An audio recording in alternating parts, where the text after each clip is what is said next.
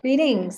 My name is Carlisle Amlak, and I am the head practitioner here at Mahavidya School of Yoga and Ayurveda. Today, we're going to talk about a kapha pacifying food list, which is what I would recommend mostly for spring. So if you do want to know more about your constitution or dosha that we would say, I do recommend reaching out for a consultation or speaking with an Ayurvedic practitioner in your area.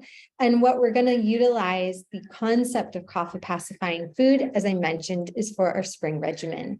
Spring is kapha season. We're noticing that as the sun increases in intensity, we start to see a liquefaction in the body, or things start moving that has accumulated throughout the winter. So what you might see that reflecting as is higher mucus moving around, allergies, sometimes heaviness that needs to be shifted through. So we're going to focus on a lightening diet. We're going to try and dry or lighten the system and also get things, encouraging them to move out. And so spring is a great time for a cleanse. If you'd like to participate in our distance home cleanse, or consider joining us here in Puerto Rico for Panchakarma, you can go over to our website at mahavidyaayurveda.com or just say hello through social media. We can help you there. If we're looking at things that are balancing for kapha, we are going to focus on generally the pungent, astringent, and bitter tastes. And you'll see that reflected through the food list provided below. I always recommend fresh local, and Ayurveda is not about eating just our Indian recipes in nature, but finding foods that are locally grown, because the local environment is going to generally reflect what you're needing to consume at the time of the season. So go find your farmers out there and say hi. The list provided below is a guide, but I want you to really understand what's happening within your system and reflect that accordingly.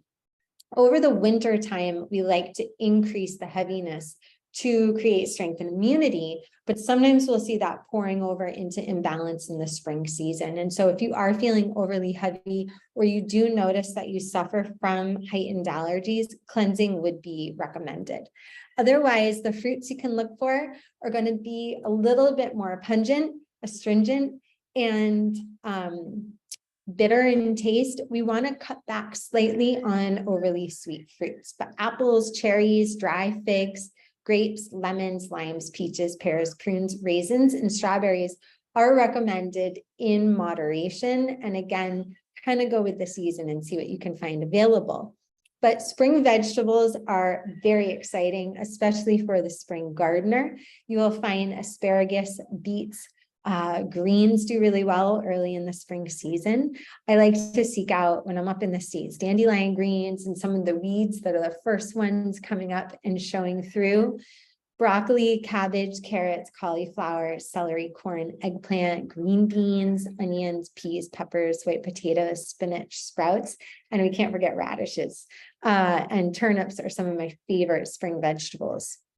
Moderation of milk products or heavier things, but generally you could do buttermilk, cottage cheese, a little bit of ghee, a little bit of goat cheese, unsalted butter, skim milk, or you could make a takra, and we've got a takra recipe on the Mahavidya website. Grains are going to be more dry, so older stored grains are going to be better than consuming fresh grains, which in the West we don't really have that option quite often. But you're going to want to reduce the heavier grains like wheat. This is a great time to incorporate amaranth, barley, bran, buckwheat, quinoa, corn, granola, millet, dry oats, basmati rice, and rye. Legumes, we could look towards black beans, chickpeas, lentils, mung beans, navy beans, peas that are dried, pinto beans, and in moderation, tofu and soy products. For animal products, if you have them, we want to eat the lighter meats, and they would say of dry animals. So you actually would look for something like goat meat, potentially, but otherwise chicken, eggs that aren't fried, fresh water fish to reduce the salt content, rabbit, shrimp, turkey, the white meat, and venison. You'll see for condiments, they're going to be mostly pungent in nature to stimulate the system for movement, like black pepper, chili peppers, horseradish, mustard, scallions, ginger, and some seaweed in moderation. In general, we want to reduce the sweet taste. So you'll see the only sweeteners recommended for springtime is honey, which is very stimulating and heating. And you don't want to heat honey, so don't start baking with honey. Otherwise, you could use fruit juice concentrates. Minimizing oils internally and externally. We can use in small amounts corn, canola, sunflower, and mustard oil, which is stimulating, but we want to cut back on the oil slightly. And seeds that are great are flaxseed, pumpkin seed, sunflower seed in moderation, again, because of the oil content. All spices can be used. And in general, we want to minimize nuts, but you could have a little bit of dry nuts that you could soak. They can be okay, but we don't want to increase too much of the fat and oil content. Now, what I mainly want to talk to you guys about is how we're preparing foods during the spring season. So you might shift away from heavier soups and start dry roasting vegetables. You might want to cook them a little bit less. So while we don't want to have things hard to digest like raw food, you could have food that have a little bit more crunch or texture to it and not cook it as thoroughly as you would in a soup, but have it be a little bit more stir-fried potentially without excess oil. Spicing foods is really good. So we'll take our digestive spice mix, the Agni spice mix, the recipe's online, and we'll mix that up with some vegetables and roast it, or add some of the Agni spice mix to other ways that we're preparing things. If we are making soups, which then I would shift to a clear broth soup instead of maybe a creamy coconut soup or a root vegetable soup. Right now, just as an example, I have on the stove essentially khichdi, but without the rice. So I'm going to have the mung dal, I'm going to have the spices, but I'm going to have it in a clear broth soup and have that throughout the day today, because I myself feel like having a little bit of a lighter day.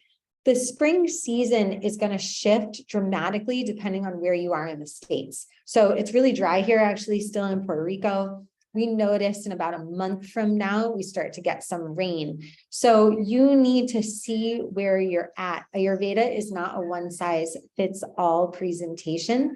And it's why working with a practitioner can be very supportive in understanding what's happening, but you can also just look outside. So nature is our greatest teacher. You're going to see shifts. If it's mucky and wet out, have something a little bit lighter. If it's a cold, cool, windy day, maybe have something a little bit heavier. You might teeter-totter for a little bit, and we teach that balance through our spring regimen program.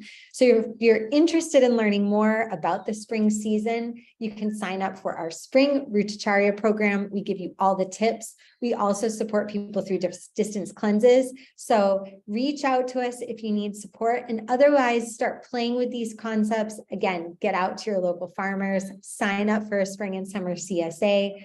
That is going to be a no-brainer of what to eat when. So stay connected with the elements, keep up with the seasons, guys, and all the gifts of Ayurveda can be with you.